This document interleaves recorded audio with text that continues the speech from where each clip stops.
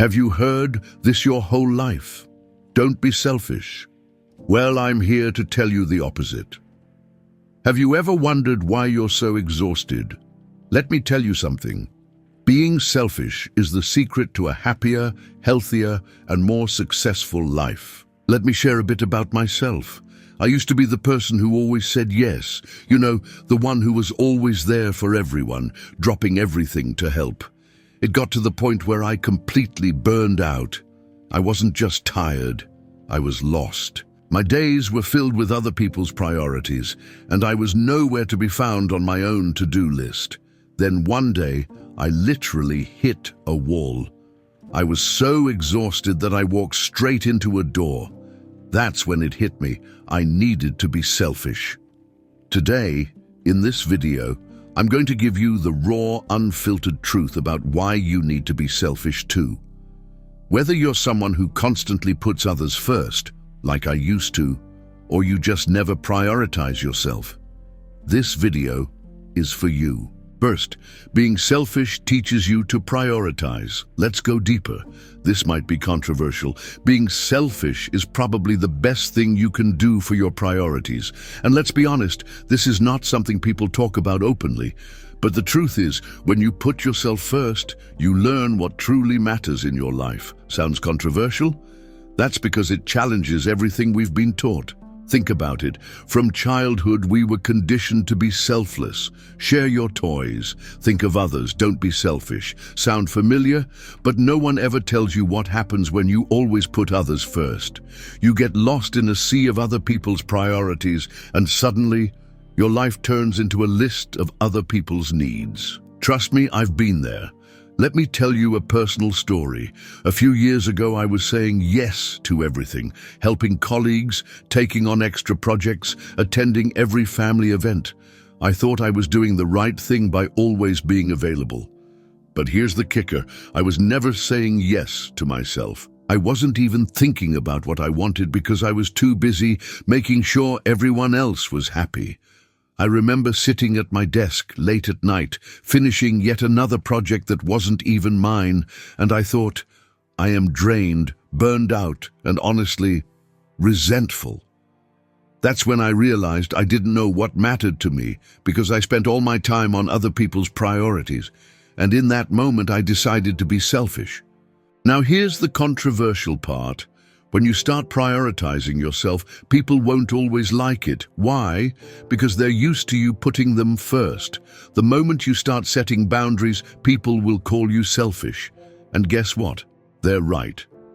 But here's the thing. Being selfish teaches you to filter out what truly matters and what is just noise. And here's the bitter truth. Most of what we deal with every day is just noise. I remember the first time I said no after deciding to be more selfish. A friend asked me to help organize a big event, of course at the last minute. In the past, I would have agreed without thinking, but this time I was completely exhausted and I had my own plans. So I said no. Her reaction, not great. She looked at me and said, "Wow, you're really selfish." For a moment, I felt guilty. But then I thought, why should I feel bad for protecting my time and energy? Here's the truth no one tells you. You need to be selfish to figure out what truly matters to you. Just like on an airplane, you need to put your own oxygen mask on first before helping others. You cannot be everything to everyone if you have nothing left to give. Second, it helps you avoid burnout. Now let's talk about burnout. You know what it is. It sneaks up on you when you've said yes to too much. You have no energy left and you can't even remember the last time you did something for yourself. This is where being selfish comes in. Being selfish is the best tool for preventing burnout. If you're not selfish, you're probably on your way to burning out. Sounds controversial, right? That's because we've been taught that selflessness is a virtue.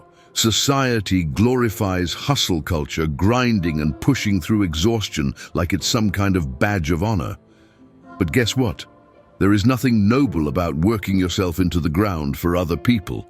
Burnout isn't a personality trait, it's a failure to set boundaries. Here's the honest truth. Burnout is a direct result of not being selfish enough. Period. Think about the times you felt completely drained, physically, emotionally, mentally. Did that happen because you were too selfish? Number. It happened because you were too available, taking extra shifts at work, attending every social event, doing other people's work, ignoring the fact that you have nothing left to give. Let me share another personal story. There was a time when I thought I could juggle everything: work, relationships, side projects, favors for friends. And let me tell you, I wore my exhaustion like a crown. I thought I was thriving, but inside, I was miserable. I was so drained that even the things I once loved, creative projects, hobbies, felt like chores. And guess what?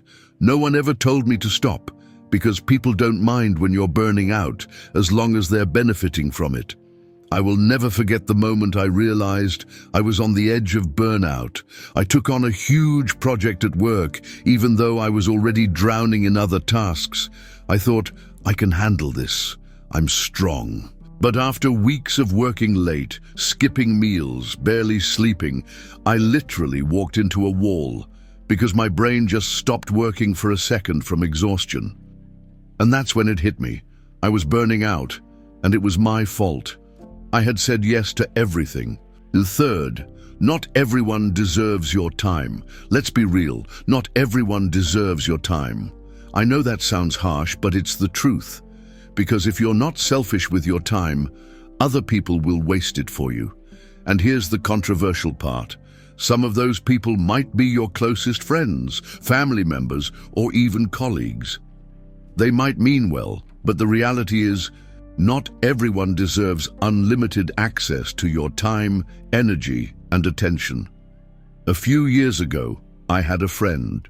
We'll call her Sarah. Sarah was amazing, don't get me wrong, but she had a habit of always needing something from me: advice, emotional support, help with projects. At first I didn't mind. I mean, we're friends, right? But over time I noticed that these interactions were one-sided. She could talk for hours about her problems, but when I needed support, she was nowhere to be found. I was constantly giving my time, but there was no reciprocity. Then, after yet another long conversation where I felt completely drained and she seemed relieved, I had a realization.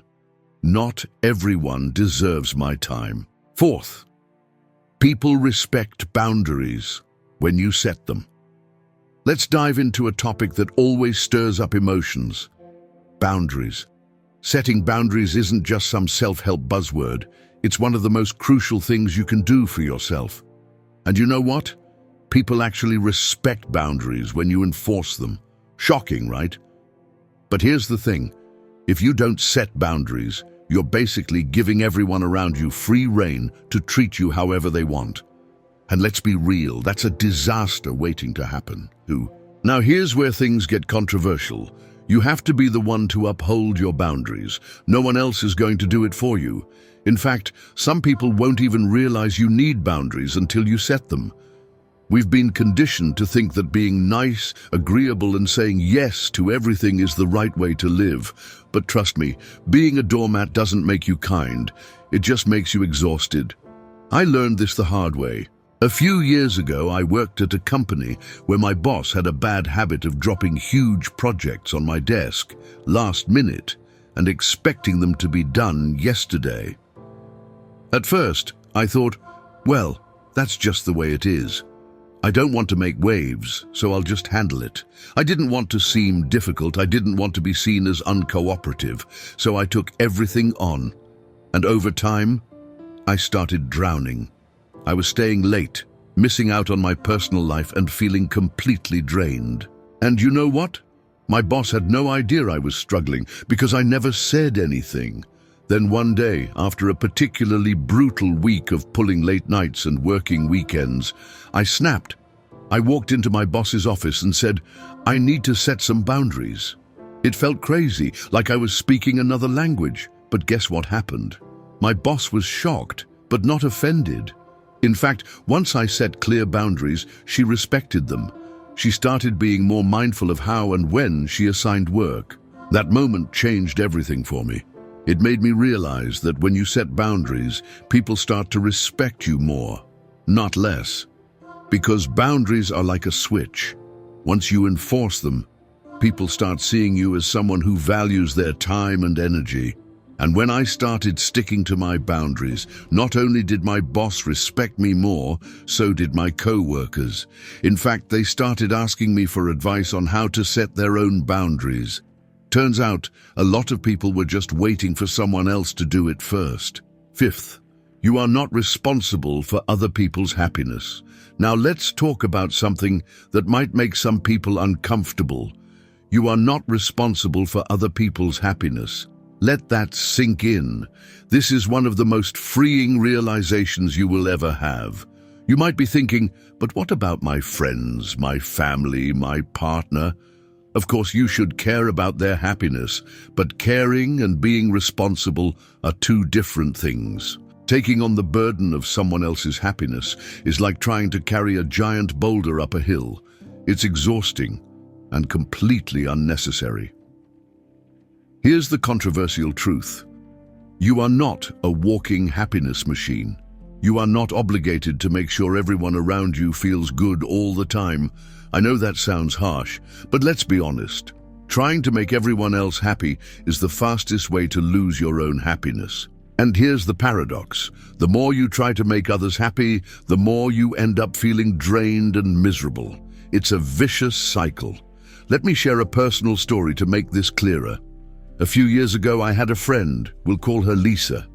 Lisa was going through a rough time. She hated her job. She was struggling in her relationship, and she heavily relied on me for emotional support. At first, I didn't mind. I wanted to be there for her. But over time, I started feeling completely drained. I spent hours listening to her vent, giving advice and trying to lift her spirits. But no matter what I did, it was never enough. It felt like I was pouring my energy into a black hole, and nothing ever changed. Then one day, Lisa started complaining again, and something inside me snapped. I told her, "Lisa, I can't be your happiness factory. I have my own life to deal with." I was terrified of how she'd react.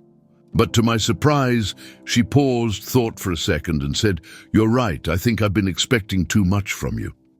And just like that, our dynamic changed. That's when I realized something huge. By setting this boundary, I wasn't just protecting myself. I was giving Lisa the space to figure out her own happiness. The takeaway here is simple but powerful. You can care about someone without carrying their emotional burdens. Once you understand that you are not responsible for someone else's happiness, you free both yourself and them. The big lesson: prioritizing yourself isn't selfish, it's necessary. If this video has made you think, triggered some emotions, or even made you question the way you've been living, then I've done my job. Remember, putting yourself first is not about pushing others away. It's about caring for yourself so you can be the best version of you, a version that can actually live a balanced, fulfilling, and meaningful life. So the next time someone tells you, "Don't be selfish," just smile, because now you know being selfish might be the smartest thing you ever do. Thank you for watching.